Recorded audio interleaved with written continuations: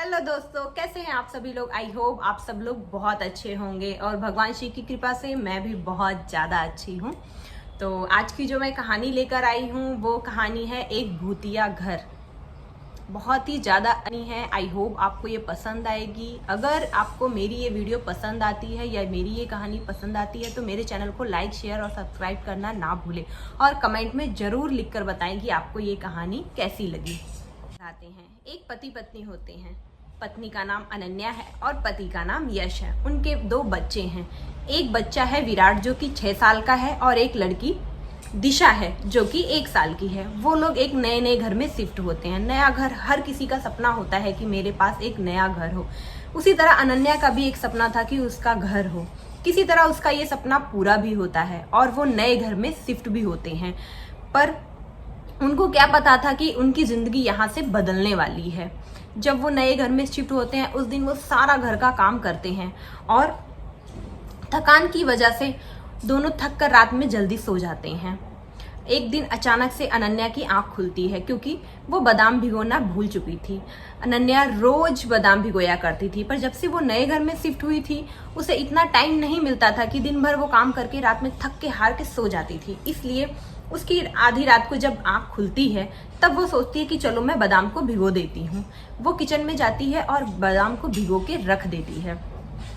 जब next day सुबह होती है, अनन्या किचन में जाती है तो वो देखती है बादाम कटोरी में से गायब हैं। वो डर जाती है और जाके ये बात अपने पति यश को बताती है कि यश, कटोरी में बादाम नहीं है। यश कहता है कि क्या पता तुम रात में बादाम भिगोना भूल गई होगी इसलिए। वो कहती है अगर मैंने बादाम भिगोए नहीं होते तो कटोरी में पानी का जो कलर है वो कलर कैसे चेंज होता, इसलिए मुझे अच्छे से याद है कि मैंने बादाम भिगोए थे। यश कहता है छोड़ो इस बात को, मुझे ऑफिस के लिए जाना है इसलिए मैं जल्दी से तैयार होता हूँ। मैं रात में जब शाम को घर वापस आऊंगा तब इस टॉपिक पे बात करते हैं। अनन्या को ये बात सुनकर यश की थोड़ी सी बुरा भी लगता है, पर फिर भी अनन्या कहती है कि ठीक है। यश ऑफिस से जब रात में आता है तब तक अनन्या इस बात को भूल चुकी होती है और यश इस बात को भूल चुकी होती है और पर यश को ये बात याद रहती है, पर वो अनन्या को याद नहीं दिलाता है। जैसे तैसे अनन्या खाना पीना बना लेती है और खाना पीना खाकर जब अनन्या सोने के लिए जा रही होती है उससे पहले वो बादाम भिगोना उसे याद रहता है। वो यश को रसोई में ही खड़ा करती है और उसके यश के सामने ही बादाम को भिगोती है। उसके बाद वो सारे लोग सोने के लिए चले जाते हैं। अगले दिन नेक्स्ट डे जब अनन्या उठती है तो देखती है कि कटोरी में बादाम फिर से गायब है। वो चिल्लाती है जोर से और यश को बुलाती है, यश यहाँ आओ, किचन में जल्दी से आओ। यश दौड़ा दौड़ा वहां से आता है रूम में से, देखता है कि बादाम गायब थे। अब इस चीज को देख के यश भी थोड़ा चिंतित हो गया था, पर वो अनन्या को किसी तरह शांत कराता है और कहता है चलो कोई बात नहीं, बिल्ली आई होगी, खा गई होगी। यह सिलसिला कई दिनों तक चलता रहता है। यह बात एक दिन अनन्या अपनी पड़ोसन से बताती है। पड़ोसन का नाम रेखा होता है। पड़ोसन कहती है इस मकान में जो तुमसे पहले लोग रह रहे होते हैं वह यहाँ पे एक औरत रहती थी। औरत की मृत्यु इसी मकान में हुई थी। अनन्या यह सुन के घबरा जाती है। रेखा उसे और भी ज्यादा डरा देती है क्योंकि रेखा कुछ उसे ऐसी चीजें बताती है जो कि अनन्या ने कभी सोची नहीं होती है। अनन्या डर के घर में आ जाती है और फिर जब रात में जब यश ऑफिस से आता है घर पर तो अनन्या उसे ये सारी बातें बताती है कि आज पड़ोसन ने उसे क्या क्या बताया है। यश अनन्या को कहता है तुम ये बेफजूल की बातों पे ध्यान मत दो, पड़ोसियों का तो यही काम होता है। यह हमने घर बहुत मेहनत से लिया है और इस घर को हम अभी इस टाइम नहीं छोड़ सकते हैं। अनन्या कहती है ठीक है कोई बात नहीं। अनन्या जब भी रसोई में जाती थी तब वो यश को अपने साथ रसोई में लेकर ही जाती थी क्योंकि वो बहुत घबराई हुई रहती थी। वो किचन में अकेले नहीं जब यश ऑफिस जाता था उससे पहले ही अनन्या अपना खाना बना लेती थी क्योंकि वो अकेले किचन में दिन भर। एक दिन जब अनन्या किचन में खाना बना रही थी वहीं पास में यश भी खड़ा था।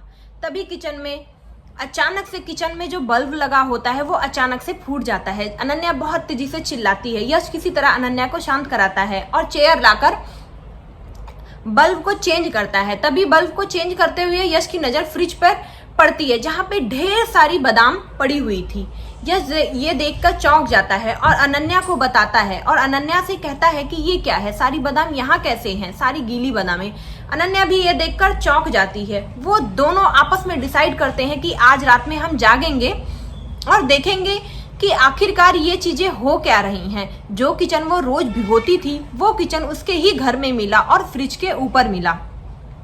इस तरह से वो रोज की तरह आज भी बादाम किचन में भिगोती है और दोनों अपने रूम में सोने के लिए चले जाते हैं। दोनों बच्चे सो गए होते हैं और विराट भी सो चुका होता है। अनन्या और यश दोनों चुपचाप सोने का नाटक कर रहे होते हैं, पर वो दोनों जगे होते हैं।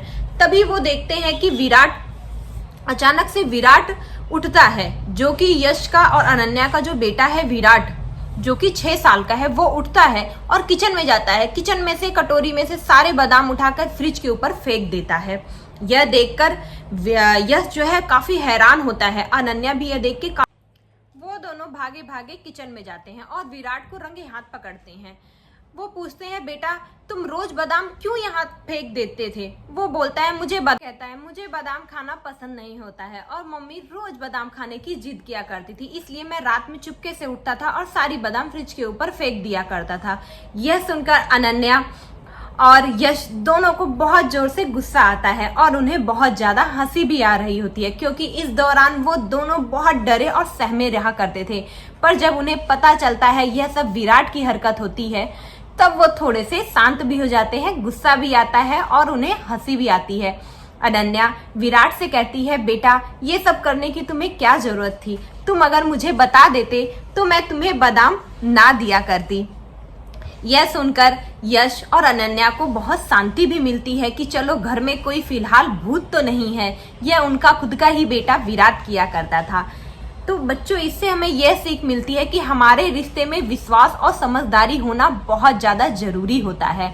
अगर जल्दबाजी में आके अनन्या और यश इस घर को खाली कर देते तो न जाने आज वो कहाँ होते। तो आई होप आपको मेरी आज की ये कहानी पसंद आ रही होगी। तो मेरे चैनल को लाइक, शेयर और सब्सक्राइब करना ना भूलें और कमेंट में जरूर बताएं कि आपको ये कहानी कैसी लगी।